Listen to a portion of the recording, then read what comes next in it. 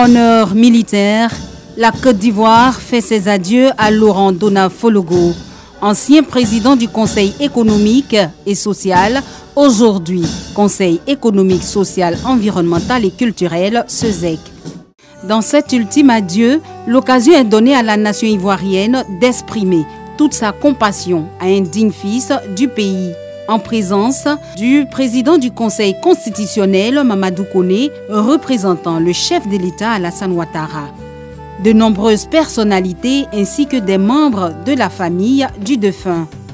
Né le 12 décembre 1939, l'ex-ministre de la Jeunesse et des Sports dans le gouvernement d'Houphouët-Boigny est décédé le 5 février dernier à la suite d'une courte maladie.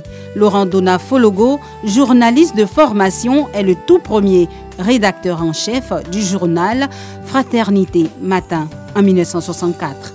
À l'heure de l'ultime hommage, l'émotion est palpable. Parlant de celui qui, pendant 55 ans, partageait sa vie, Daniel Dona Fologo est revenu sur son parcours, surtout sur ce qui le caractérisait.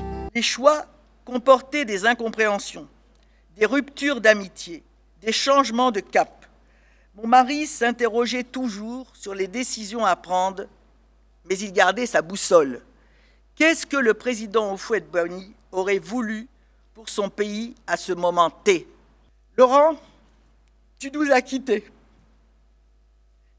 Tu nous manques, en particulier aux enfants, petits-enfants et à moi-même.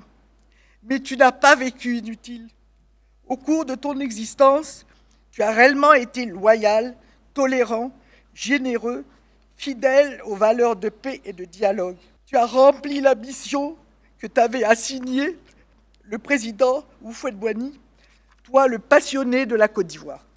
L'hommage de la République a eu pour cadre le CESEC au plateau.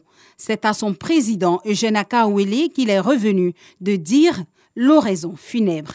Ce temps de témoignage à ce pionnier de l'histoire de notre pays est pour nous un élan de refus d'effacer de nos cœurs et de nos mémoires cet homme qui a su, à sa manière et avec ses convictions, contribuer à la construction de ce beau pays. Sa longévité exceptionnelle dans les différents gouvernements est le reflet de son professionnalisme rassurant, de sa cohérence dans l'action, de sa courtoisie constante et de son service inoxydable à la République, ce qui l'a amené à relever avec courage et détermination les défis les plus incertains. Autre temps fort de cette cérémonie d'hommage de la nation ivoirienne, la sonnerie aux morts et la remise du drapeau à la famille éplorée. Celui qui fut le 5e président du CESEC, Laurent Dona Fologo, sera inhumé dans son village natal à Pékéka, dans le département de Sinématiali, dans le nord de la Côte d'Ivoire.